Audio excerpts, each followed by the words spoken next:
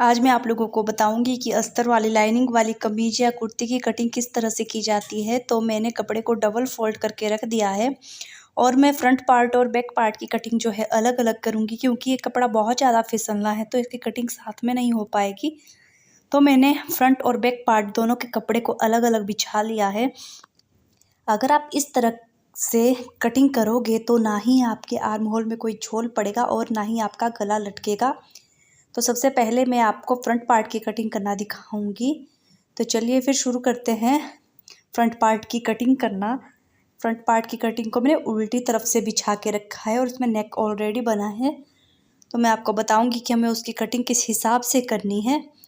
तो सबसे पहले हम शोल्डर के लिए निशान लगाएंगे। अगर आप अपने गले को, जो बैक का गला होता है, उसे 5, 6, 7 इस तरह से डीप रखना चाहते हो या इससे ज़्यादा जो भी हो, तो आपको 6 पर निशान लगाना है शोल्डर के लिए। फिर आपका शोल्डर चाहे कितना भी है, लेकिन अगर आप नॉर्मल गला रख रहे हो, जैसे कि मैं हमेशा रखती हूँ अपने इसमें, तो मुझे 3, 4 गला ही रखना होता है। तो मैं उसके लिए जितना मेरा शोल्डर है उतने पर ही निशान लगाऊंगी। तो आप भी इस तरह से निशान लगाइएगा। मैंने 7 पर निशान लगा लिया है अपने शोल्डर के लिए, क्योंकि मेरा शोल्डर 7 है। 14 है तो उसका आधा करेंगे तो 7 आया है। अब मैं आर्म होल के लिए निशान लगाऊंगी। तो जितना हम शोल्डर के लिए निशान लगाते हैं, हमको हमेशा उसमें आधा इंच एक्स्ट्रा लगाना है। आप शोल्डर के लिए अगर डीप गला रख रहे हो, 6 पर निशान लगा रहे हो, तो आपको आर्म होल 6.5 रखना है। मैंने 7 पर निशान लगाया तो मुझे 7.5 रखना है। और आप अगर डीप गला बनाओगे तो आपको शोल्डर 6 ही रखना है। तो मैंने आर्म होल के लिए निशान लगा लिया है। अब मैं यहाँ पर एक सीधी लाइन लगा लूँगी 7.5 पर, जो कि मैंने निशान लगाया है। ये हमारा अपर बस्ट है। अब हम अपर बस्ट से 2.5 इंच नीचे निशान लगाएंगे, जो कि लोअर बस्ट होगा। मतलब जो फुल ब्रेस्ट होती है, मेन ब्रेस्ट होती है, वो हम 2.5 इंच नीचे निशान लगाएंगे और यहाँ पर एक सीधी लाइन लगा लेंगे। सीधी लाइन लगाने के बाद यहाँ पर हम कमर के लिए मार्क कर लेंगे। मैंने सीधी लाइन लगा दी है। अब आपको जो आपकी कमर होती है वो आपके शोल्डर से 14 नीचे होती है। तो मैंने जो हमारे अपर बस्ट है वहाँ से नीचे कमर के लिए निशान लगा दिया है।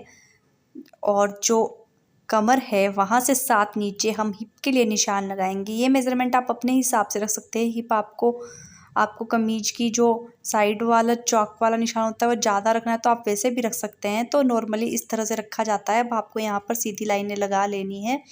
तो मैंने यहाँ पर सीधी लाइन लगा दी है। ये हमारी मेन ब्रेस्ट है और ये कमर है और ये हमारी हिप है। तो अब हम यहाँ पर मार्क करेंगे अपनी मेज़रमेंट के हिसाब से। ये हमारी अपर बस्ट थी। हम सबसे पहले जो हमारी मेन ब्रेस्ट होती है, लोअर बस्ट, वहाँ पर मार्क करेंगे। तो जो आपका मेन ब्रेस्ट का साइज़ होता है उसके हिसाब से यहाँ पर मार्क किया जाता है। तो मेरी ब्रेस्ट जो है वो 37 है। तो अगर हम 37 को 4 से डिवाइड करेंगे तो 9.25 इंच आता है। तो मैं 9.25 इंच पर निशान लगा लूँगी। और हमें इसमें 1/2 इंच लूजिंग भी साथ में ही निशान लगाना है। तो 9.25 में आधा इंच जोड़ेंगे तो 9.25 हो जाएगा। तो मैं 9.25 पर निशान लगाऊंगी। जो आपका मेन साइज़ होता है आपको उसमें आधा इंच लूजिंग ऐड करते ही जाना है, क्योंकि जो आप मेज़रमेंट लेते हो वो पूरी होती है बॉडी की। अगर आप उसी हिसाब से कटिंग करोगे तो आपका कमीज नीचे ही नहीं उतरेगा। तो आपको आधा इंच लूजिंग साथ में लेते चले जाना है। अगर आप किसी भी कमीज की अच्छे से फिटिंग के हिसाब से मेज़रमेंट ले रहे हो। तो मैंने 9.25 इंच पर लगा दिया है। अब मुझे कमर पर मार्क लगाना है। तो मेरी कमर जो है 33 है। मैं इसे 4 से भाग करूँगी तो मेरी कमर आएगी 8.25 इंच। तो 8.25 इंच में मैं आधा इंच लूजिंग जोड़ूंगी तो 9.25 इंच हो जाएगा। अब आपको हिप के लिए निशान लगाना है। तो मेरी जो हिप है वो 37 ही थी। तो अगर इसमें 4 से भाग करूँगी तो 9.25 इंच आएगी। तो मुझे इसमें लूजिंग भी ऐड करनी है। तो 9.25 में आधा इंच ऐड करूँगी तो वो 9.25 इंच हो जाएगा। तो मैं 9.25 इंच पर निशान लगाऊंगी लूजिंग को ऐड करने के बाद। जैसे मेरी 9.25 थी, मैंने आधा इंच लूजिंग ऐड की। अब मैं 9.25 में निशान लगा रही हूँ। आपको भी इसी तरह से लगाना है। अब हम कमर को हिप से और जो ब्रेस्ट होती है उससे जोड़ लेंगे। हमें जो हमने मार्क किया है वहाँ से सीधी लाइन, जिस तरह से भी लाइन आती है उस हिसाब से लाइन लगा कर के इसे मिला लेना है। मैंने इसे मिला लिया है। अब आपको 2-2 इंच यहाँ पर एक्स्ट्रा मार्जिन के लिए निशान लगा लेना है। अब जो हमारी अपर बस्ट होती है, अब हम वहाँ पर निशान लगाएंगे। हमें अपर बस्ट और जो हमारी मेन ब्रेस्ट होती है, हमें उसे अलग अलग इसी तरह से निशान लगाना होगा। इससे जो हमारा आर्म होल है उसमें किसी भी तरह का कोई झोल नहीं पड़ेगा, क्योंकि हम अगर ये निशान नहीं लगाते हैं तो हमारे जो मेज़रमेंट के हिसाब से हमारी लाइन इस तरह से सीधी जाती है, लेकिन ये थोड़ी आगे की ओर झुकी होती है। तो आपको जो अपर बस्ट है और लोअर बस्ट है उसे अलग अलग इस तरह से मेज़रमेंट करना है। अगर आपने मेज़रमेंट भी नहीं किया है तो मैं आपको एक आसान तरीका बताती हूँ कि आप किस तरह से निकाल सकते हो। जो आपकी मेन ब्रेस्ट होती है आपको उसका सिर्फ आधा इंच कम कर लेना है। जैसे मेरी जो मेन ब्रेस्ट थी वो 37 थी, तो उसको अगर हम 4 से डिवाइड करेंगे तो वो 9.25 इंच आएगा। तो मैं उसमें आधा इंच कम कर लूँगी तो मतलब 9.25 इंच आ जाएगा। तो मैं 9.25 इंच में आधा इंच लूजिंग ऐड करूँगी तो 9.25 इंच हो जाएगा। जिस तरह से मैंने लोअर बस्ट में आधा इंच लूजिंग ऐड की है तो मैंने 9.10 पर निशान लगाया है। उसी हिसाब से अपर बस्ट में आधा इंच लूजिंग ऐड की तो 9.25 पर निशान आया है। अब आपको इसे भी मेन ब्रेस्ट जो होती है उससे इस तरह से मिला लेना है। अब आप लोग देखिएगा ये कैसे आगे की ओर थोड़ा झुका हुआ आता है।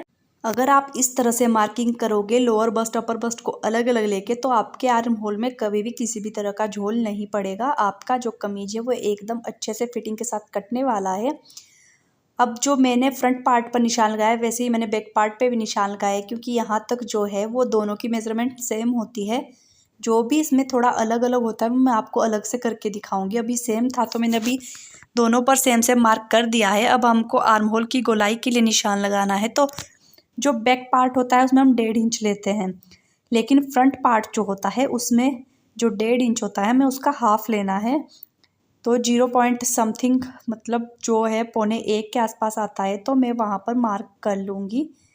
आपको भी इसी तरह से मार्क कर लेना है। अब जो आपने आर्म होल के लिए ये लाइन लगाई है आपको उसका आधा जो होता है उस पर निशान लगाना है। मैं आपको बताऊंगी कि आपको आर्म होल में अच्छे से गोलाई कैसे देनी है। आपको उसके आधे में इस तरह से निशान लगा लेना है।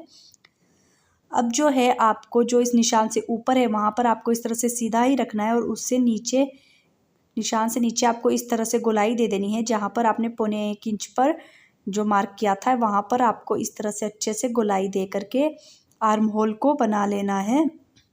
बैक पार्ट और फ्रंट पार्ट का जो आर्म होल है वो अलग अलग बनता है, अलग अलग साइज़ का, तो मैं आपको अलग अलग दिखाऊंगी।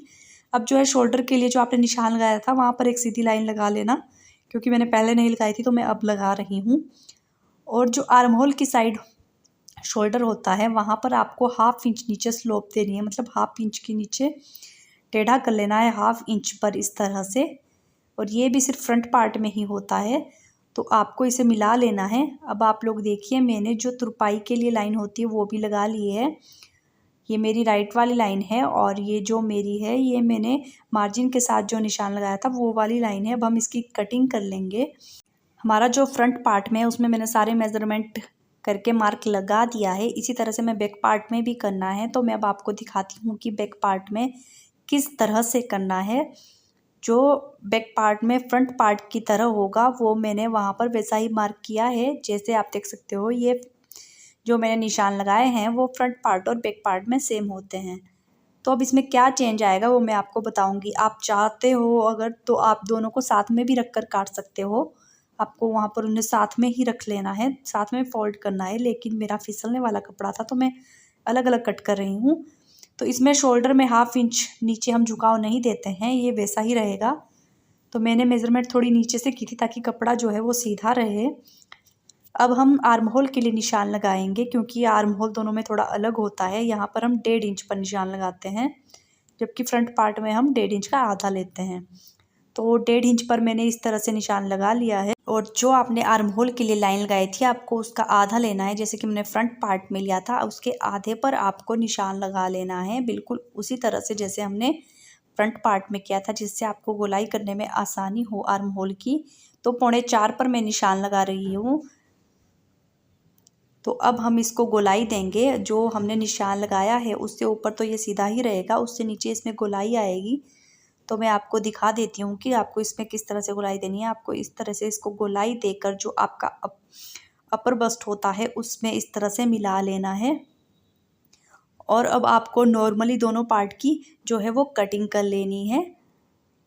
मैं आपको कटिंग करके दिखा देती हूँ। मैं पहले फ्रंट पार्ट की कटिंग करूँगी। जो मैंने मार्क किया है मैं उसी के हिसाब से कटिंग करूँगी, और जहाँ पर हमने मार्जिन रखा है वहाँ पर हमें मार्जिन के ऊपर से ही कटिंग कर लेनी है, और जहाँ पर हमने मार्जिन नहीं रखा है वहाँ पर हमें ऐसे ही कटिंग करनी है जैसे मैं यहाँ पर कर रही हूँ। मैंने शोल्डर को 1/2 इंच पर झुकाव दिया था, मैंने उसी वैसे ही कटिंग की। अब हम आर्म होल को गोलाई के साथ कट कर लेंगे। यहाँ पर हमने जो है कमीज में मार्जिन रखा होता है तो हम मार्जिन के ऊपर से ही कट करेंगे। मेन जो हमने राइट वाली लाइन लगाई है वहाँ से नहीं, हम इसे मार्जिन के ऊपर से ही कट करेंगे, और इस तरह से हम इसे तुरपाई तक नीचे कट कर लेंगे। मेरा फ्रंट पार्ट जो है वो कट गया है।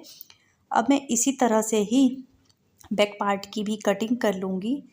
तो मैंने यहाँ पर 1/2 इंच का झुकाव नहीं दिया था, मैंने सिर्फ सीधा करने के लिए यहाँ पर लाइन लगाई थी, तो मैं उसकी कटिंग उसी तरह से कर रही हूँ। और यहाँ पर हम आर्म होल में इसकी गोलाई के साथ कटिंग कर लेंगे।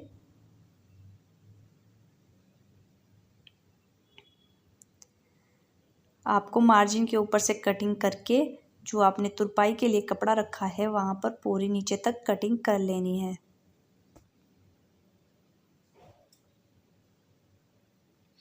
अब जो हम अस्तर लाइनिंग की कटिंग करेंगे वो बहुत ज़्यादा सिंपल होगी, क्योंकि हमने उसमें किसी तरह की मेज़रमेंट नहीं करनी होगी, क्योंकि जो मेन कपड़ा है हमने उसकी मेज़रमेंट कर ली है, मतलब मेज़रमेंट के हिसाब से हमने उसकी कटिंग की है। तो हमें अस्तर के लिए किसी भी तरह की मेज़रमेंट नहीं करनी है। फ्रंट पार्ट के लिए अस्तर को डबल फोल्ड करके रख दिया है। जो मैंने फ्रंट पार्ट की कटिंग की थी मैं उसे इसके ऊपर इस तरह से बिछा लूँगी। आपको भी इसी तरह से अपना फ्रंट पार्ट इस पर बिछा लेना है। अब आपको कोई भी मेज़रमेंट नहीं करनी है, जिस तरह से आपने कमीज को रखा है आपको वैसे वैसे ही अस्तर की कटिंग करते जाना है। जहाँ पर गोलाई है वहाँ पर गोलाई देनी है, और जहाँ पर सीधा है वहाँ पर सीधे ही इसी तरह से आपको जो है अस्तर की कटिंग कर लेनी है। इससे आपका टाइम भी बचेगा और जो अस्तर है वो अच्छे से कट भी हो जाएगा। आपको बैक पार्ट में भी बिल्कुल इसी तरह से करना है। पहले अस्तर को डबल फोल्ड करके रख लेना है और उसके ऊपर कपड़े को बिछा लेना है। देखिए हमारा फ्रंट पार्ट अस्तर के साथ कट हो चुका है। अब मैं आपको बैक पार्ट बताऊंगी। मैंने बैक पार्ट को डबल फोल्ड करके बिछा लिया है, अस्तर को बिछाया है, उसके ऊपर बैक पार्ट को बिछाया है। अब इसकी कटिंग भी मैं बिल्कुल इसी तरह से कर लूँगी। तो मैंने जो है बिल्कुल उसी तरह से बैक पार्ट की भी कटिंग करी है। अब आप देख सकते हो कि आपका जो अस्तर है वो बैक पार्ट से थोड़ा ऊपर रहेगा लेंथ के हिसाब से, क्योंकि कमीज में आपको तुरपाई करनी होती है, अस्तर में सिंपल सी आपको सिलाई लगानी होती है। और जो आपका जो अस्तर है वो थोड़ा छोटा ही होता है, वो पूरा नीचे कमीज तक लंबा नहीं होता। तो आप भी इस तरह से ही रखिएगा। ये हमारा बैक पार्ट जो है वो कट के तैयार हो चुका है, और ये हमारा फ्रंट पार्ट भी कट गया है।